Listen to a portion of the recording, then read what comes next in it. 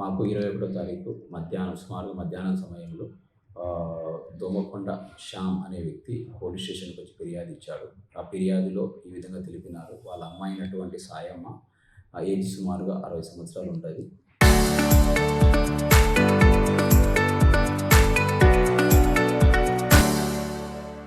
ఆమెకు ఈయన కొడుకు, ఈయనతో పాటు ఇద్దరు కూతుర్లుంటారు. పెద్ద కూతురు పేరు పద్మ, రెండో కూతురు పేరు లక్ష్మి. వీళ్ళుంటారు. వీళ్ళిద్దరికి పెళ్ళిళ్ళయిపోయాయి. ఈయన కూడా మ్యారేజ్ అయిపోయి పిల్లలున్నారు. 18వ తారీఖు మార్నింగ్ సమయంలో వాళ్ళ అమ్మాయినటువంటి సాయమ్మ ఇంట్లో ఉండి నురుగలు కప్పుకుంటా నోట్లో నుంచి నురుగలు వస్తూ అపస్మార స్థితిలో ఎటువంటి కదలిక లేకుండా పడి ఉన్నారు. ఇమీడియట్‌గా ఆమెను తీసుకొని హాస్పిటల్‌కి తీసుకెళ్లారు. హాస్పిటల్‌కి తీసుకెళ్ళిన తర్వాత అక్కడ ఆల్రెడీ చనిపోయిందని చెప్పి డాక్టర్ గారు ధృవీకరించారు. తదనంతరం వీళ్ళు వాళ్ళ కార్యక్రమం వాళ్ళ అమ్మకు ఆరోగ్యం బాగాలేకపోవడం వల్ల ఫిట్స్ వచ్చి చనిపోయి ఉండొచ్చు అన్న ఉద్దేశంతో తర్వాత జరగాల్సిన కార్యక్రమాలన్నీ చేశారు. చేసినప్పుడు వాళ్ళ అమ్మను చితి పైన పేరుస్తున్నప్పుడు ఆమెకు మెడ దగ్గర ఈ లెఫ్ట్ సైడ్‌లో భాగంలో ఘాట్లు ఉంటాయి. ఘాట్లు ఉండటం అనుమానంగా ఉంటది ఆ రోజు నుంచి. తర్వాత మూడో రోజు కార్యక్రమం చేస్తున్నప్పుడు ఈ ఘాట్లు ఎందుకొచ్చాయి? అదే దాంతో భాగంగా ఈమెకు సంబంధించిన బంగారం ఎక్కడుందని చెప్పేసి అందరూ చర్చించుకుంటారు. ఆ సమయంలో వీళ్ళకి తెలుస్తది. వీళ్ళ ఇంటి పక్కనటువంటి ఇంకో మహిళ ఉమా అని చెప్పేసి లేడీ ఆ రోజు 17వ తారీఖు నైట్ 11 గంటల సుమారు 11:30 సమయంలో ఈ సాయమ్మ యొక్క చిన్న కూతురైన లక్ష్మి కొడుకు విశాల్ ఇంటి దగ్గరికి వచ్చి డోర్ కొట్టాడు. నైట్ టైంలో వచ్చాడని చెప్పేసి అనుమానపడ్డారు. అప్పుడు వీళ్ళందరూ కలిసి ఆయన అడుగుతారు, ఏం జరిగింది? నువ్వు వచ్చావా రాలేదా అని చెప్పి అతను తడబడుతూ సమాధానం చెప్పాడు.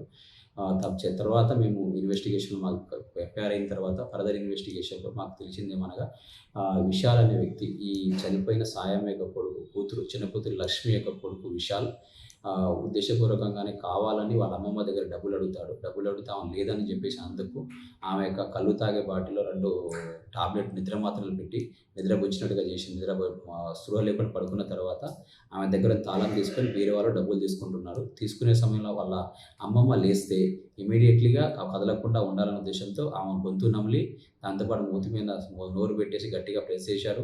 ఆయనతో పాటు వచ్చినటువంటి అదే వాళ్ళ ఫ్రెండ్ అయినట్టు ప్రశాంత్ హైదరాబాద్‌లో ఉంటాడు. అతను కూడా వచ్చి ఇద్దరు కలిసి ఆమెను చంపేస్తారు. చంపేసి ఏం తెలియనట్టుగానే మళ్ళీ ఇక్కడ నుంచి హైదరాబాద్‌కి వెళ్ళిపోతాడు. మరుసటి రోజు అన్ని కార్యక్రమాలకు యథాతిథిగా ఉంటారు. తర్వాత ఇన్వెస్టిగేషన్ క్లియర్‌గా అయినప్పుడు వాళ్ళ అమ్మమ్మను చంపి ఆమె వద్ద ఉన్నటువంటి 2 చెవి కమ్మలు మరియు దాంతోపాటు ఒక రింగు ఈ 3 కూడా తీసుకొని వెళ్ళిపోయారు. అవి తీసుకున్న బంగారం కూడా రికవరీ అయినది మా దగ్గర. వారి వద్ద ఫోన్ కూడా ఉన్నది. రికవరీ చేశాము. అతనికి రిమాండ్‌కి పంపిస్తున్నాం. కాబట్టి దయచేసి ప్రతి ఒక్కరికి తెలియపరుస్తున్నాను పేరెంట్స్‌కు, మీ యొక్క పిల్లలు ఏం చేస్తున్నారు, ఎటుపోతున్నారు అని వాళ్ళపైన పర్యవేక్షణ లేనట్లయితే ఈ విధంగానే జరగడానికి అవకాశం ఉంది. ఈ పిల్లవాడు తెలుసో తెలియక చేసినా గానీ వాళ్ళ అమ్మమ్మ నిండు ప్రాణాన్ని అతని చేతిలో అతనే తీసేశారు. కేవలం డబ్బుకు ఆ బైక్ కొనాలన్న ఉద్దేశంతో జలసాగా తిరగాలన్న ఆలోచనతో వాళ్ళ అమ్మమ్మని ఆమె పెంచి పోషించిన అమ్మమ్మని చంపేశారు. కిరాతకంగా చంపేశారు. కాబట్టి దయచేసి పిల్లలపైన ప్రతి ఒక్క పేరెంట్స్ పర్యవేక్షణ ఉండి చూడవలసింది కోరుచున్నాను. మా కోడలు ఫంక్షన్ అంటే ఫంక్షన్ పోయింది. ఫంక్షన్ పోతే ఏమైందంటే రాత్రికి మాకు అక్కడనే 12 దాకా అయింది. నేను మంచిగా లోడ్ అయిపోయింది. లోగా కార్లో తీసుకొచ్చి ఇది ఇక్కడ ఇంకో ఇల్లు ఉంది.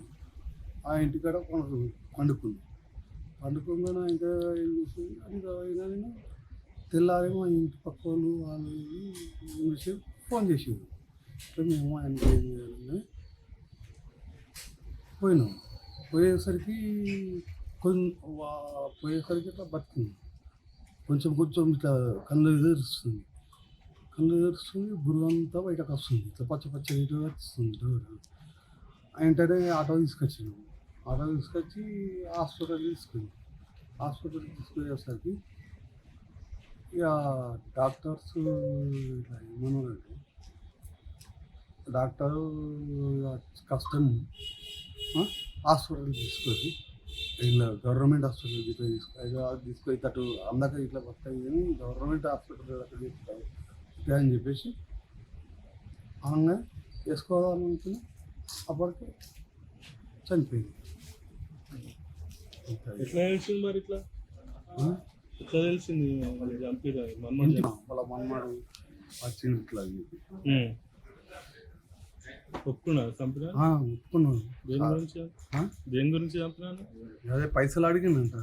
అంటే ఇప్పటికి రాత్రికి నేను ఎడికెళ్ళి తీసుకురావాలి పైసలు ఇంతగానము అంటే ఎందుకు నీ దగ్గర ఉంటే ఎప్పటికి ఉండే అది ఇది అని చెప్తే ఆడికైనా పైసలు ఇచ్చిందంట కొన్ని 10,000 7,500 ఇచ్చిందంట. ఇచ్చినాక ఇట్లా ఏం చేసిండు ఇక ఆయన తాగి ఇది ఇక వాడు ఒక్కడే ఫస్ట్ స్టార్టింగ్ ఒక్కడే పోయిండు. ఇక అంతా కలర్లుగా కలిపేసేసి మాత్రలు అన్నీ కలిపేసేసి ఫస్ట్ తాగిపించేసిండు. తాగిపించి ఎంత కథం వానికి ఫోన్ చేసిండు ఇంకోటి అది ఇచ్చేసి ఎంత కథం ఇప్పుడు ఏమైతాడు ఆయన చంపిన ఆయన? అల్లుడు అయితే అల్లుడు అవుతాడు. దేని గురించి చంపాను?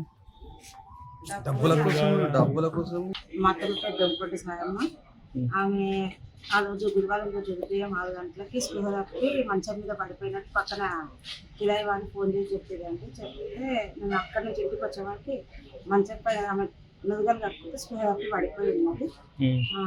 పడిపోయినట్టు కొంచెం వాటర్ జల్లి ఆమె వాష్రూమ్ కూడా పోతే క్లీన్ చేసి ఏమైందంటే ఇలా అని సైవ్ చేసింది ఆమె నాకు ఒకటి.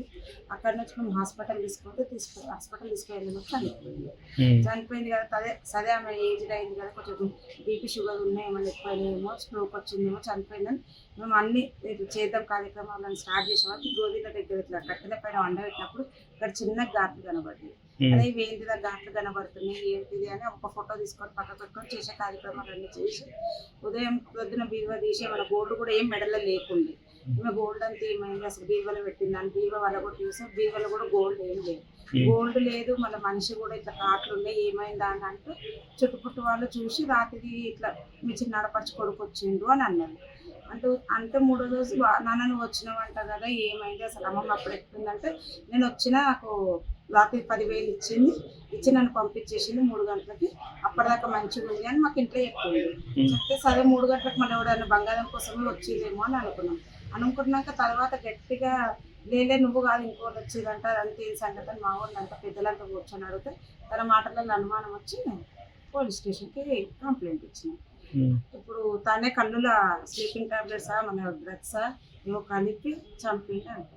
ఒప్పుకున్నాడా? ఒప్పుకోండి సార్. ఏం తీసుకోండట మరి? తన కమ్మలు వంకుంగం తీసుకొని పోయినట్టే ఇక డబ్బులు ఎన్ని ఉండే ఏం తీసుకున్నానని నాకు తెలియదు. చంపినట్టు ఒప్పుకుంటాను ఆయన ఇంకొక అబ్బాయి కలిసి చంపిందని. ఇంతకు ముందు ఈమెకు వాళ్ళకి ఏమన్నా గొడవ ఉందా? చాలా ప్రేమ సార్, గొడవ చాలా అంటే మితిమీరిన ప్రేమ. ఆ బాబు అంటే ఆ బాబుని ఒక్కడనే నమ్ముతున్నాను, ఇంకొకరిని కూడా నమ్మకపోయింది. మితిమీరిన ప్రేమ నమ్మించి గొంతు కోసేసింది.